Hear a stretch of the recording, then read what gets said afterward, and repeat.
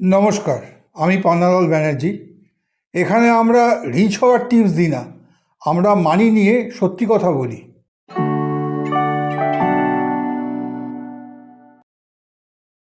আগে মানুষ ভাবতো একটা পার্মানেন্ট চাকরি পেলেই লাইফ সিকিউর, কিন্তু আজ রিয়েলিটি বদলে গেছে।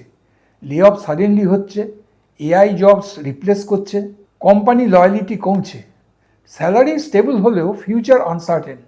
আজকের ট্রুথ হলো, জব থাকতে পারে কিন্তু জব সিকিউরিটি গ্যারান্টি না। আর এই রিয়েলিটি অ্যাকসেপ্ট না করলে ফাইন্যান্সিয়াল প্ল্যানিং ইনকমপ্লিট থেকে যাবে। আজ ক্লিয়ার করে বুঝবো কেন জব সিকিউরিটি এখন মিথ হয়ে যাচ্ছে, আর মিডল ক্লাস মানুষ কিভাবে ফাইন্যান্সিয়ালি সেফার হতে পারে।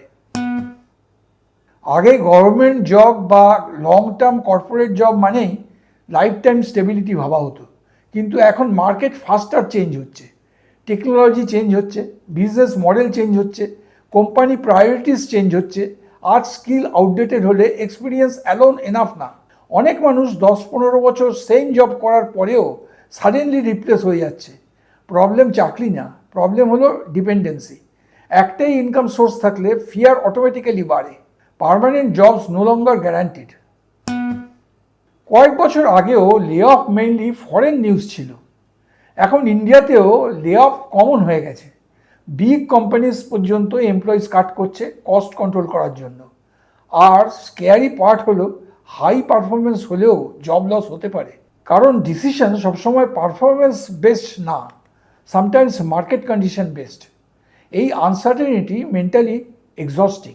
স্যালারি আসছে ঠিকই, কিন্তু ভেতরে ভেতরে ফিয়ার গ্রো করছে।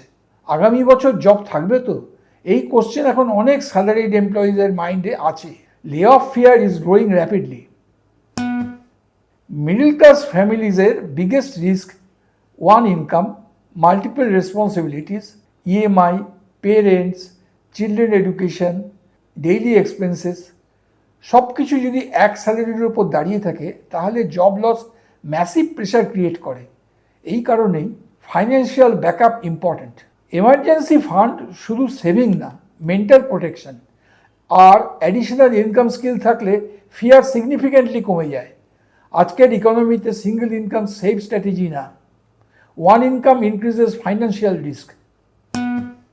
আজকের ওয়ার্ল্ডে রিয়েল সিকিউরিটি কোম্পানি দেয় না, স্কিল দেয়। যদি আপনার ভ্যালুয়েবল স্কিল থাকে তাহলে জব হারালেও income rebuild possible. But skill outdated হলে হাই স্যালারিতেও টেম্পোরারি। কন্টিনিউয়াস লার্নিং এখন অপশনাল না। Communication, digital tools, AI adaptation, problem solving, এগুলো ফিউচার প্রুফ স্কিল হয়ে যাচ্ছে।